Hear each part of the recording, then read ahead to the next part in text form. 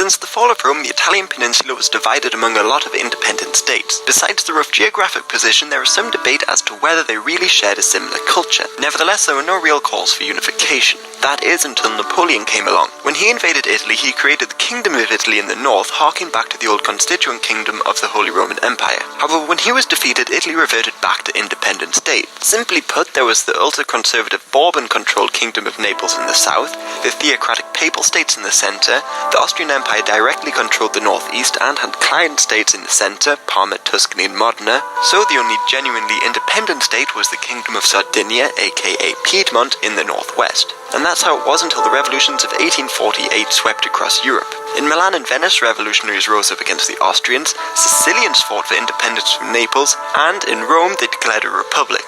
The Roman Republic was led by Giuseppe Mazzini, who founded a revolutionary group, the Young Italians, and had been launching insurrections for years. However, within a short space of time, the rebellions had been crushed.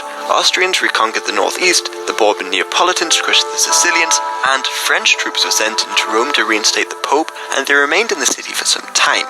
This, the First Italian War of Independence, therefore failed, but it demonstrated that the new King of Sardinia, Victor Emmanuel II, would lead the unification movement, but he desperately needed a powerful ally. So in the 1850s, with his Prime Minister Cavour, Victor Emmanuel decided to send troops to Crimea to fight the Russians alongside the British and French in hopes of gaining an ally.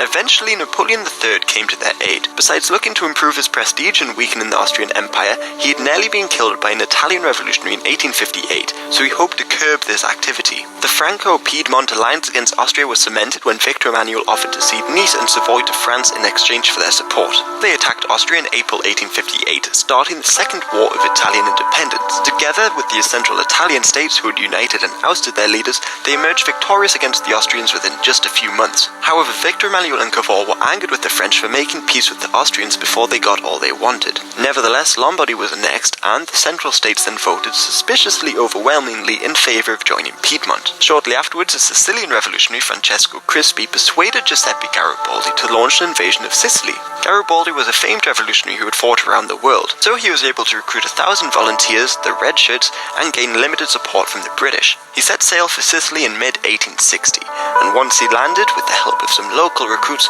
fought his way north.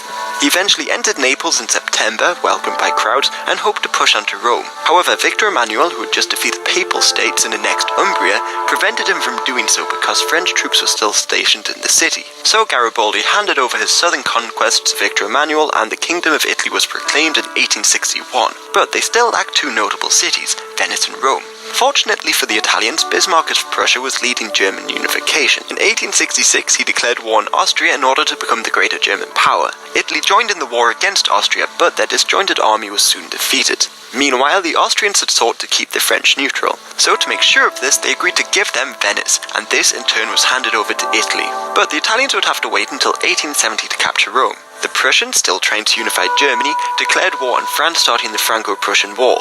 Their speedy gains forced the French to withdraw their troops garrisoned in Rome, finally allowing the Italians to move in. Rome was then declared the capital of the Kingdom of Italy, but the new nation faced a lot of problems.